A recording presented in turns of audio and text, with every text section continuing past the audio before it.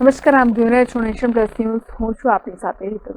વડોદરા શહેરના વાઘોડિયા જીઆઈડીસીમાં આવેલ plot number 1405માં હાઇડ્રોક્રેન પતરા ઉંચકીને રિવર્સ જઈ રહ્યું હતું. તે દરમિયાન સ્લીપ થતા હાઇડ્રોક્રેન વરસાદી કાસમાં નમી પડ્યું હતું. વડોદરા શહેરના વાઘોડિયા જીઆઈડીસીમાં આવેલ પ્લોટ નંબર 1405ના ગોડાઉનમાંથી એક હાઇડ્રોક્રેન કંપનીમાંથી પતરા ઉંચકીને રિવર્સ કંપની બહાર જઈ રહ્યું હતું. ત્યારે હાઇડ્રોક્રેન ચાલકે બેદરકારીથી રિવર્સ કરતા તેનું ટાયર વરસાદી કાંસ પાસે સ્લીપ થતા કંપનીની બાજુમાં આવેલ વરસાદી કાંસમાં ક્રેન ધીમે ધીમે નમી પડ્યું હતું, જેથી પતરા પકડી ચાલતા કામદારો ભાગી ગયા હતા.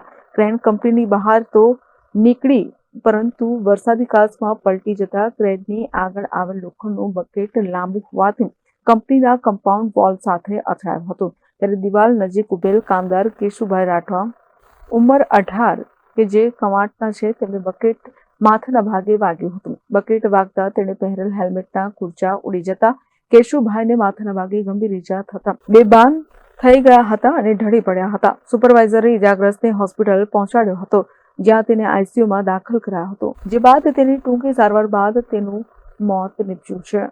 ઘટના બાદ ક્રેન ચાલકે સ્થળ પરથી ભાગી છૂટ્યો હતો.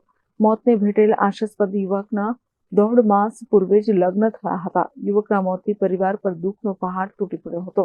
કંપની દ્વારા સુમન રાઠવાએ હાઇડ્રોક્રેન ચાલક સામે વાઘોડિયા પોલીસમાં ગુનો નોંધાવ્યો હતો. બ્યુરો પર નેશન પ્લસ ન્યૂઝ વડોદરા. સમાચારોના સતત અપડેટ મેળવવા માટે અમારી નેશન પ્લસ ન્યૂઝની યુટ્યુબ ચેનલને સબસ્ક્રાઇબ કરો, બેલ આઇકન દબાવો અને જોડાયેલા રહો ફેસબુક, ઇન્સ્ટાગ્રામ અને ટ્વિટર પર.